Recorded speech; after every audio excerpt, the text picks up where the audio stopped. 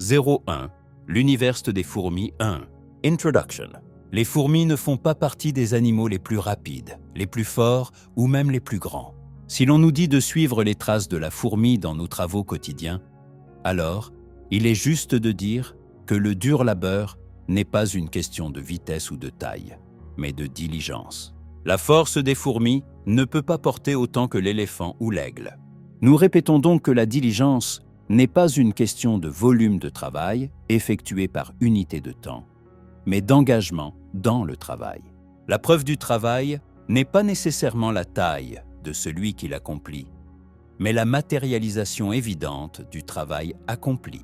C'est pourquoi le château de la fourmi est visible et reconnaissable, alors que nous ne savons même pas où vivent le lion et la girafe. Si vous faites partie de ceux à qui l'on a enseigné que les mentors et les coachs de vie sont ceux dont vous avez besoin pour réussir dans la vie, j'ai des nouvelles pour vous. Le célèbre succès de la fourmi ne vient d'aucun d'entre eux. Va vers la fourmi paresseux, considère ses voies et devient sage. Elle n'a ni chef, ni inspecteur, ni maître. Elle prépare en été sa nourriture, elle amasse pendant la moisson de quoi manger. Proverbe 6-6-8 LSG. Comment y parvient-il? Par une marque de sagesse. Il y a sur la terre 4 animaux petits, et cependant des plus sages. Les fourmis, peuple sans force, préparent en été leur nourriture. Proverbs 30-24-25 LSG. Comment obtient-on ce genre de sagesse? Si quelqu'un d'entre vous manque de sagesse, qu'il la demande à Dieu, qui donne à tous simplement et sans reproche, et elle lui sera donnée. Jacques 1, Femme LSG.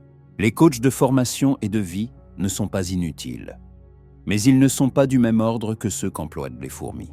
Je ne sais pas s'ils sont inférieurs en termes de normes et de qualité.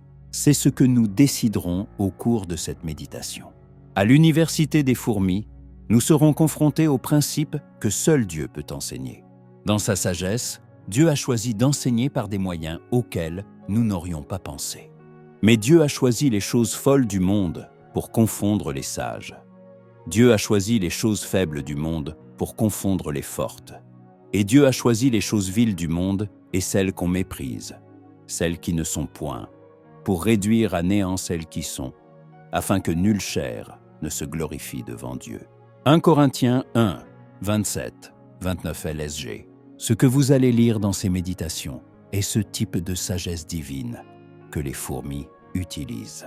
Cette sagesse, bien que différente des autres, est capable de nous conduire à des réalisations durables. Je prie pour que sa lecture vous bénisse. Extrait de mon livre « Université des fourmis », disponible sur Amazon Kindle Bookstore ou contactez Paynure Bookstore, +243 89 51 93 262, WhatsApp. À suivre. Emma ton frère, nurnigeri@gmail.com.